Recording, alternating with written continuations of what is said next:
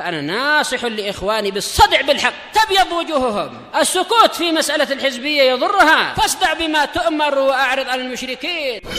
سلامي على دماج ورجالها والشيخ يحيى ودار العلم يا سعد بانيها.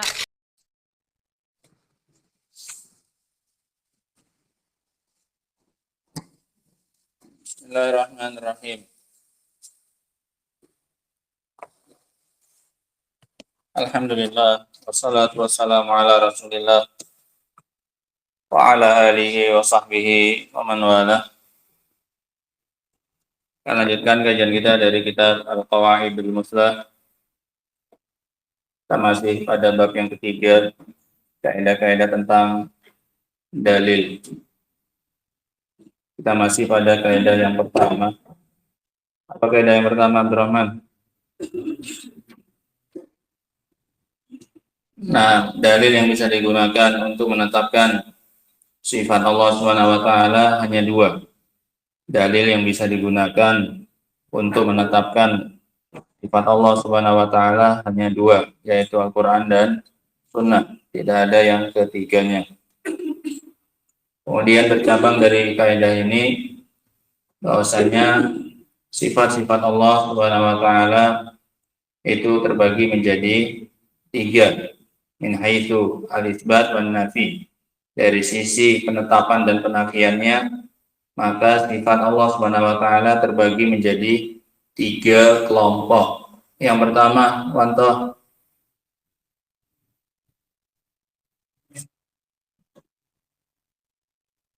datang penetapannya dari Al-Qur'an dan juga Sunnah. Sifat-sifat yang datang penetapannya dari Al-Qur'an dan Sunnah, maka cara menyikapinya, maka kita wajib menetapkannya. Ini kelompok yang pertama, sifat-sifat yang datang penetapannya dari Al-Quran dan Sunnah, maka cara menyikapinya adalah wajib untuk menetapkannya sebagai sifat bagi Allah Subhanahu wa taala. Yang kedua,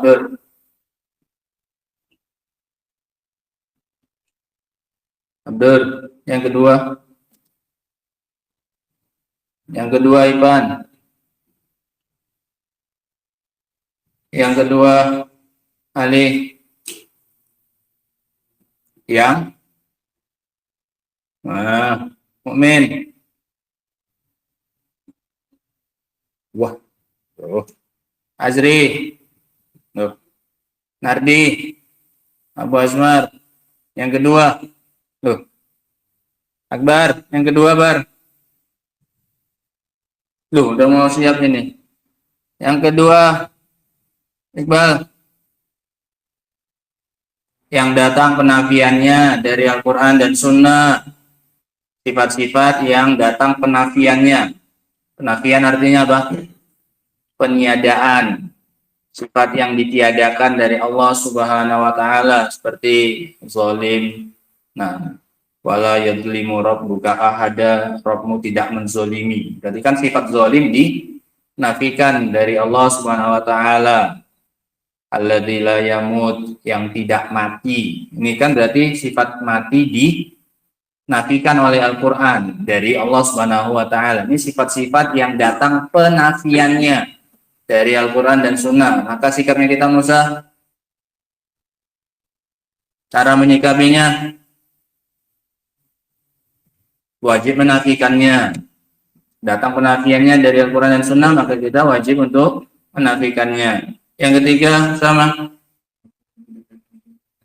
Yang tidak datang penetapannya dan penafiannya. Enggak ditetapkan oleh Al-Quran dan Sunnah, tidak pula ditolak oleh Al-Quran dan Sunnah. Enggak disebutkan, enggak diapa-apai. Maka cara menyikapinya, tawakuf pada lafadznya. Lafadznya ditawakufi, tidak disikapi. Tidak ditetapkan, tidak pula dinafikan. Allah Ta'ala alam, enggak usah dibahas. Tetap atau tidak tetap lafadznya. Adapun maknanya dirinci. Maknanya ditetapkan tidak bagi Allah Subhanahu wa taala. Makna dari sifat itu dirinci. Bagaimana perinciannya?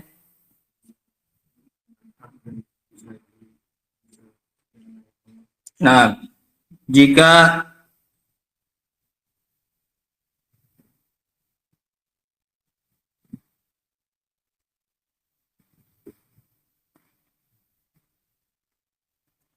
Jika makna yang ditetapkan itu adalah layak bagi Allah Subhanahu wa taala dengan keagungannya, maka maknanya ditetapkan bagi Allah Subhanahu wa taala. Seperti lafaz jihad, arah.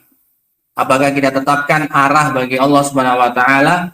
Maka jawabannya kalau lafadznya tidak ditetapkan, tidak dinafikan. Tidak ditetapkan, tidak dinafikan. Maknanya maka dirinci. Kalau yang dimaksud dengan arah adalah arah atas, tapi ada yang meliputinya, maka ini tidak ditetapkan karena mengandung konsekuensi ada yang lebih besar dari Allah Subhanahu wa taala. Kalau yang dimaksud dengan arah adalah arah bawah, ini juga tidak ditetapkan karena bertentangan dengan dalil-dalil yang menunjukkan ketinggian Allah Subhanahu wa taala. Kalau yang dimaksud dengan arah adalah arah atas dan tidak ada yang meliputinya, maka ini ditetapkan bagi Allah Subhanahu wa taala karena sesuai dengan dalil-dalil yang menjelaskannya, bahwasanya Allah itu tinggi, bahwasanya Allah tidak ada yang lebih besar daripadanya dan tidak ada yang meliputi Allah Subhanahu wa taala sedikit pun dari makhluknya. Nah,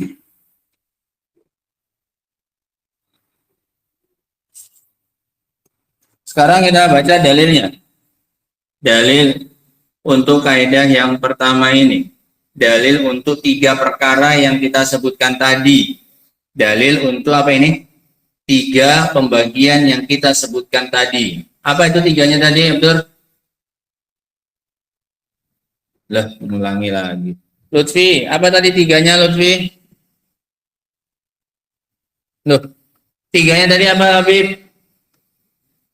Menetapkan yang ditetapkan oleh Al-Quran dan Sunnah, menafikan apa yang dinafikan oleh Al-Quran dan Sunnah, dan tidak menetapkan dan tidak menafikan yang tidak ditetapkan dan tidak dinafikan oleh Al-Quran dan Sunnah. Dalil untuk 3 ini mana? Bahwasanya kita bersikap dengan seperti itu. Gitu.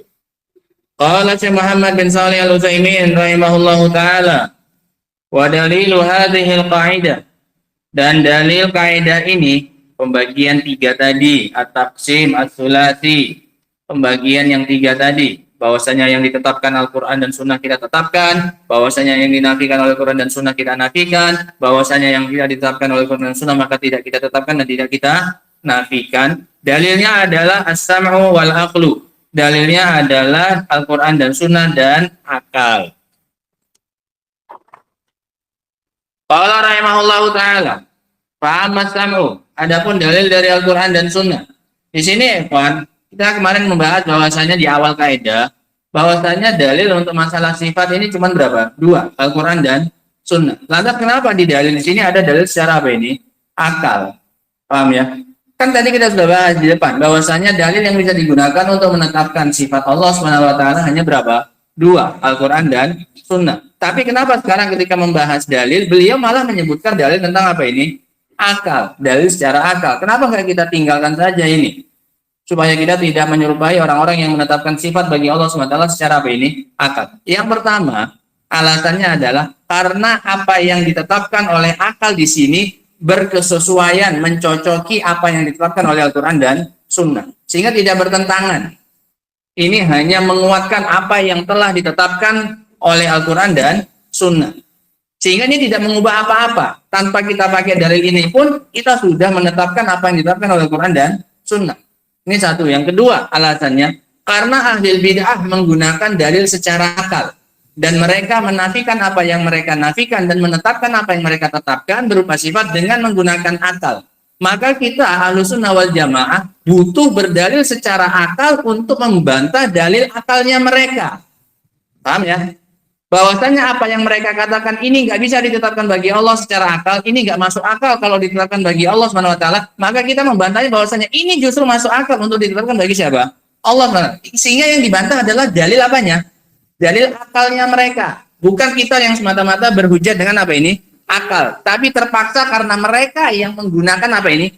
Akal duluan untuk menetapkan dan menafikan apa? Sifat Allah Subhanahu wa taala. Sehingga Ahlussunnah mutarrun terpaksa untuk menggunakan dalil secara apa ini? Secara akal untuk membantah dalil aklinya siapa ini? Ahlul bid'ati dakwat dolal. Nah, sehingga ini disebutkan oleh beliau rahimahullah taala kenapa di sini kita perlu menggunakan dalil secara akal. Nah, fa'amma sam'u, Adapun dalil dari sama Al-Quran dan Sunnah.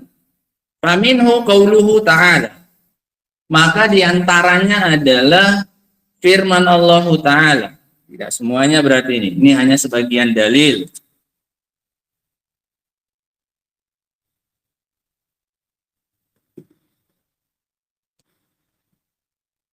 Kata Allah Subhanahu wa taala dalam surat Al-An'am ayat 155. Al-An'am 155. Belum kita baca nih. Belum. 151. 151.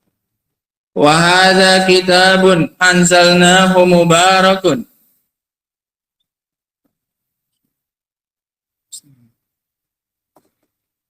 Dan ini adalah sebuah kitab. Al-isyarah ilal Quran. Isyaratnya ini kepada Al-Quran. Wahada, yaitu kitab ini, Al-Quran ini adalah sebuah kitab. Anzalnahu, yang kami turunkan. Dia berarti menunjukkan Allah di atas. Kami turunkan berarti Allah di atas. Anzalnahu mubarakun.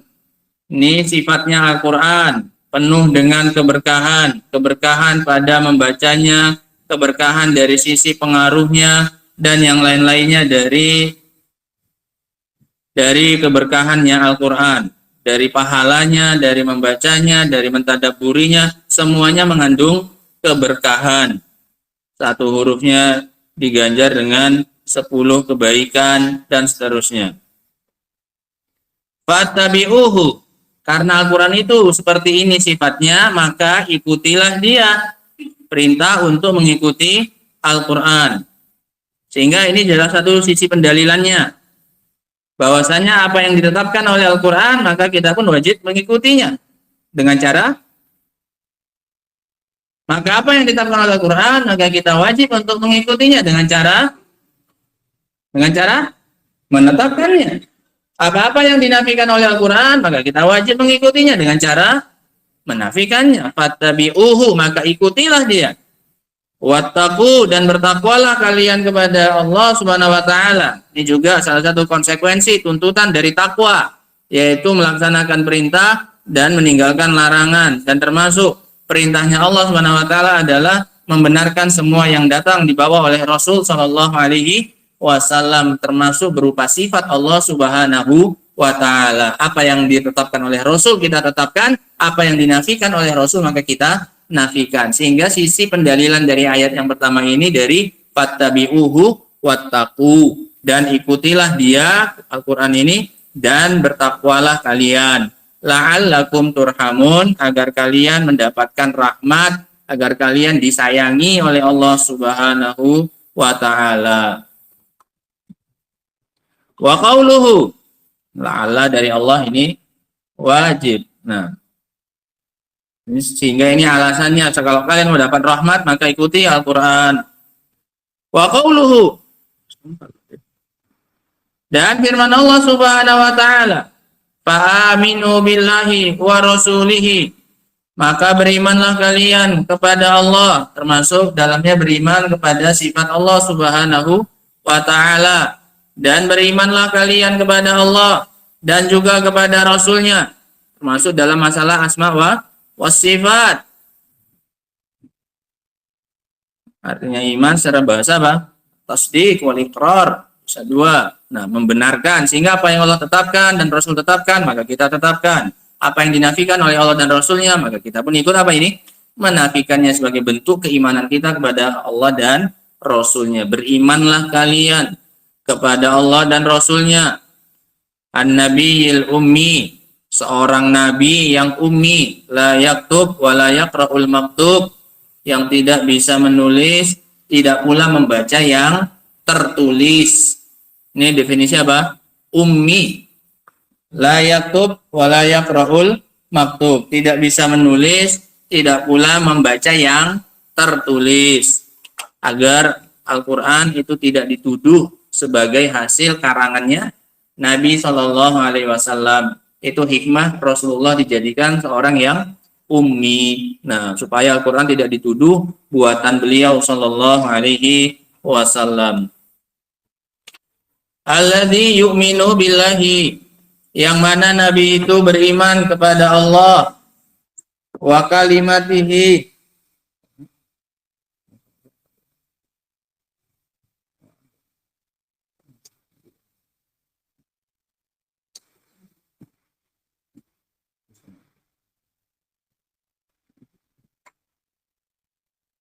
yang mana Nabi tersebut beriman kepada Allah dan kalimatnya,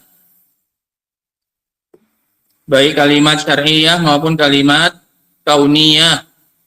Kalimat kauniyahnya Allah Subhanahu wa taala itu kun. Nah, dengan kalimat itu Allah Subhanahu wa taala menciptakan apa saja yang dikehendaki oleh Allah Subhanahu wa taala.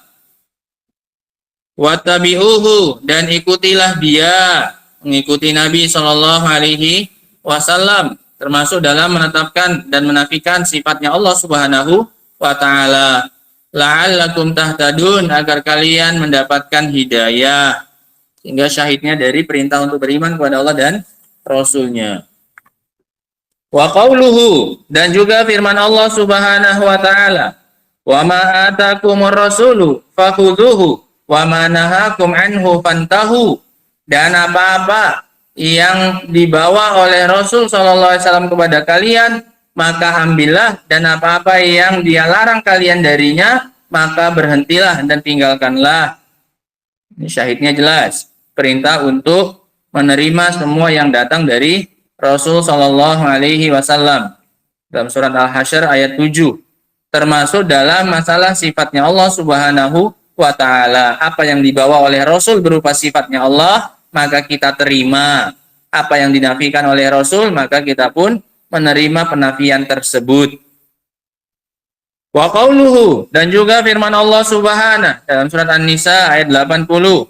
Kata Allah Subhanahu wa taala, "May yuti'ir rasula faqad ata Allah." Barang siapa yang mentaati Rasul, maka sungguh dia telah mentaati Allah. Wa may yatawalla wa man tawalla fama arsalnaka 'alaihim hafidha. Dan barang siapa yang berpaling, maka kami tidak mengutusmu atas mereka sebagai penjaga. Yang menjaga amalan mereka itu Allah Subhanahu wa taala. Tugasmu hanya menyampaikan saja. Yang mau taat kepadamu, maka dia telah taat kepada Allah Subhanahu wa taala. Termasuk dalam masalah apa ketaatannya? Masalah penetapan dan penafian nama dan sifatnya Allah Subhanahu wa taala.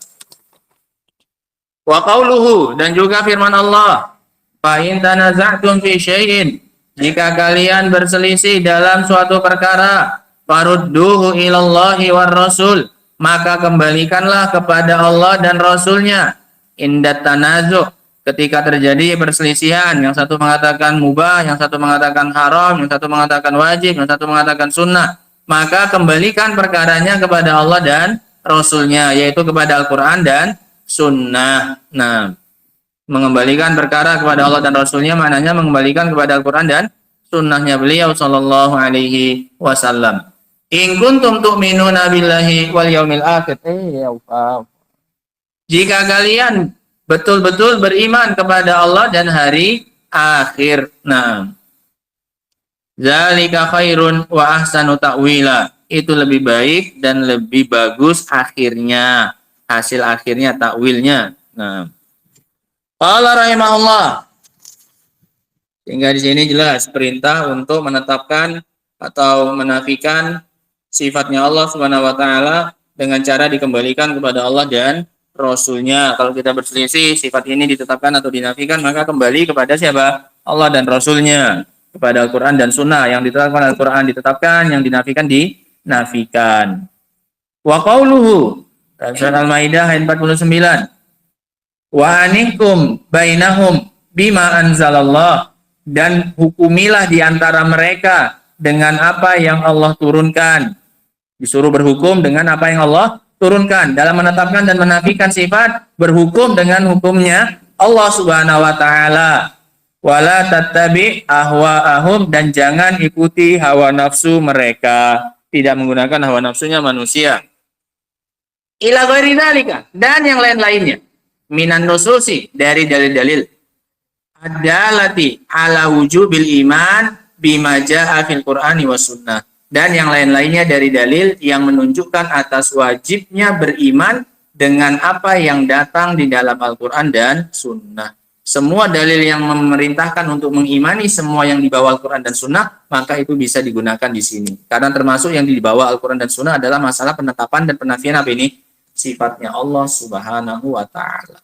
Nah, wa kullu nafsin yadullu ala wujubil iman bima jaa fil Quran.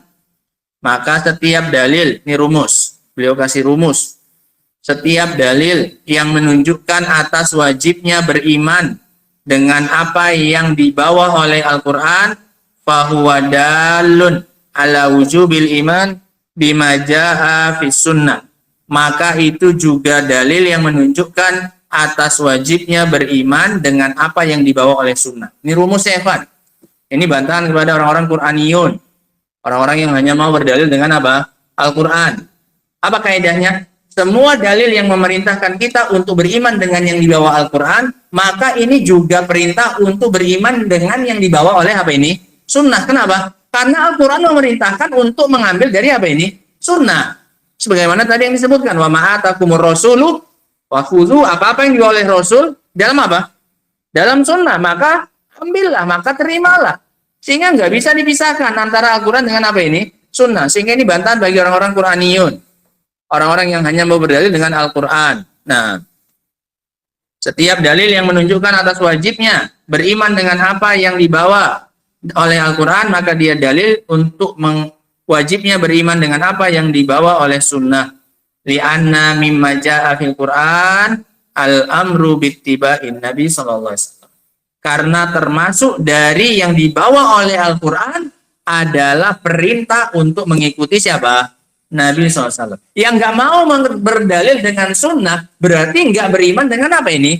Al-Quran. Orang Al-Qurannya aja nyuruh beriman dengan apa ini?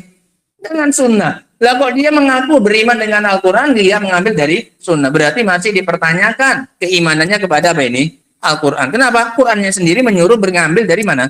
Dari sunnah. Nah. Waraddu ilaihi inda tanazu.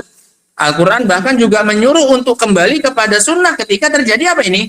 Perselisihan. Wa ma fa in tanaza'tum fi syai'in farudduhu ilallahi warras. Jika kalian berselisih, maka kembalikanlah kepada Al-Quran dan sunnah. Waraddu ilaihi yakunu ilaihi, ini maknanya. Perhatikan ini dihafal. Dan mengembalikan kepada Rasul yakunu ilaihi nafsihi fi hayatihi. Caranya dengan mengembalikan kepada orangnya, kepada beliaunya langsung ketika beliau masih apa? Hidup. Kalau masih ada orangnya, nabinya masih hidup, maka kembalikan perkara kepada beliau. Tanya kepada beliau, sampaikan oleh Rasul, ini kami berselisih, bagaimana jawabannya? Wa ila sunnatihi ba'da wafatihi. Adapun setelah beliau wafat, maka mengembalikan perkara kepada Rasul, maknanya adalah kembali kepada apanya? Sunnahnya. Kan orangnya udah nggak ada. Maka yang kembalinya kepada apanya? Sunnahnya beliau sallallahu alaihi wasallam. Nah,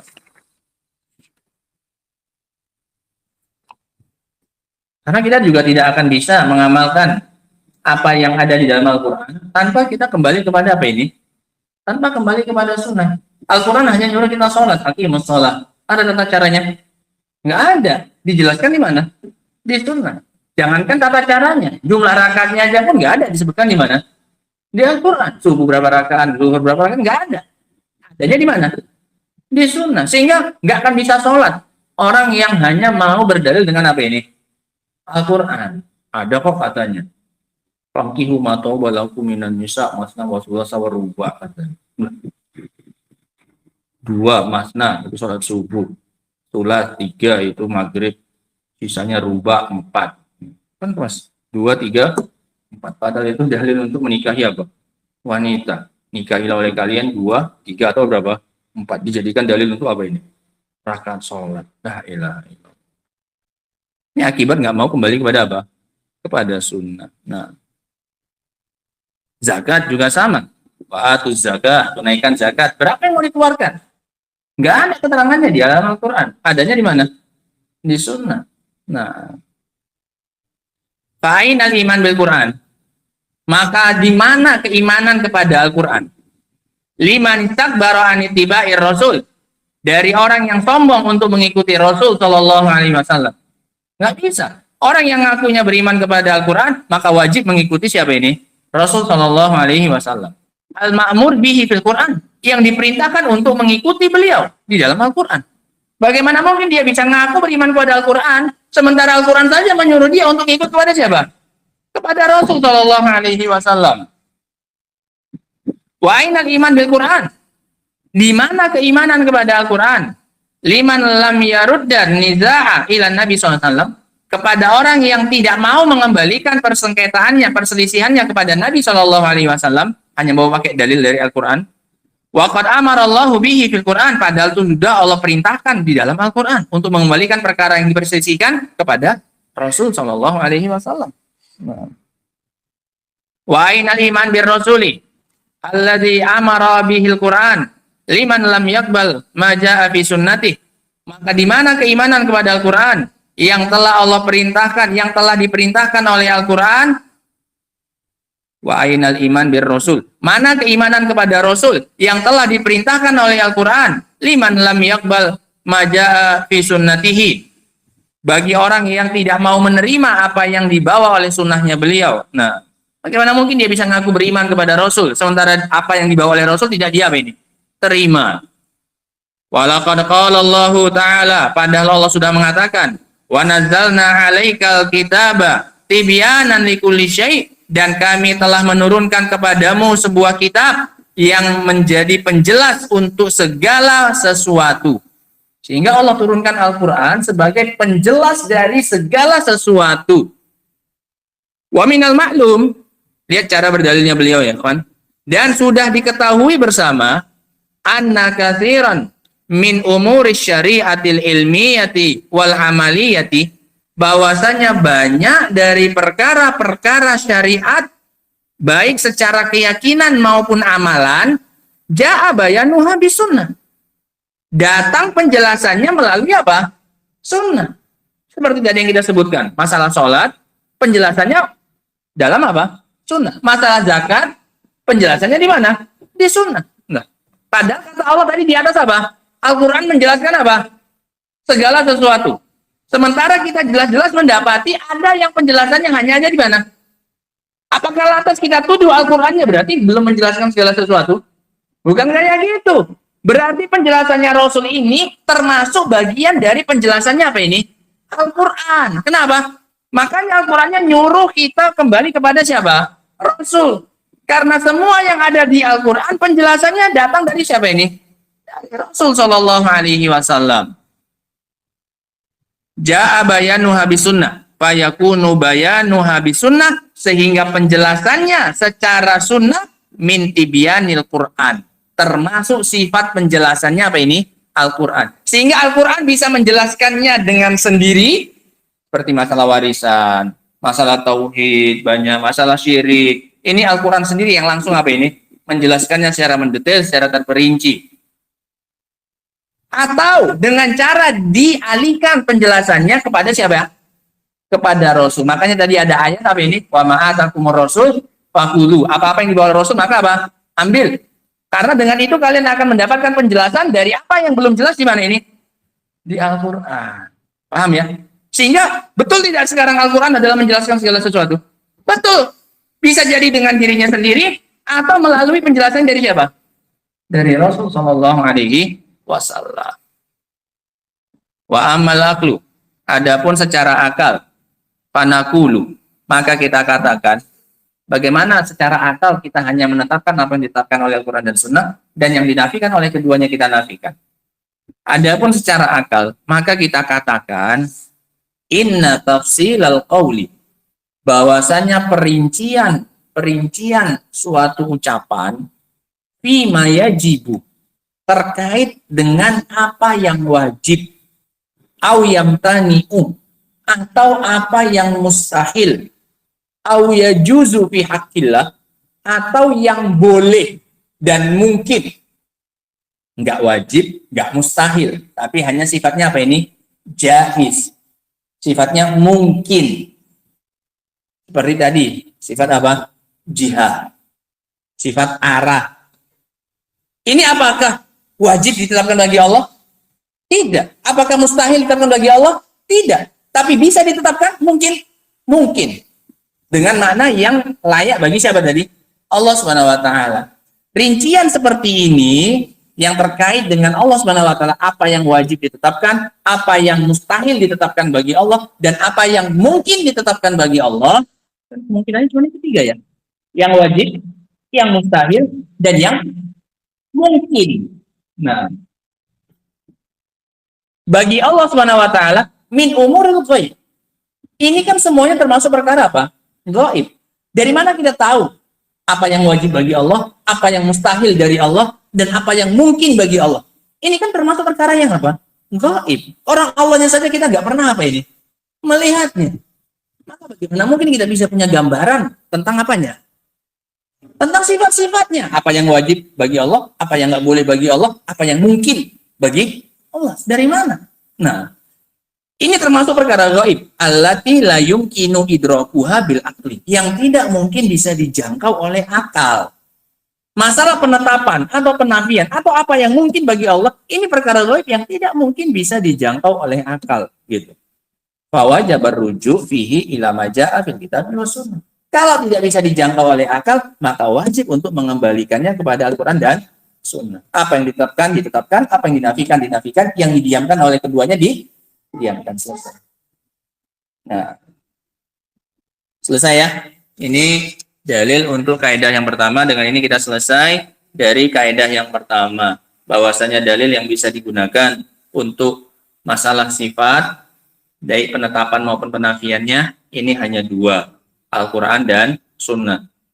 Kemudian sifat-sifat itu terbagi menjadi tiga. Yang ditetapkan oleh keduanya ditetapkan, yang dinafikan oleh keduanya maka wajib dinafikan, dengan menetapkan apanya?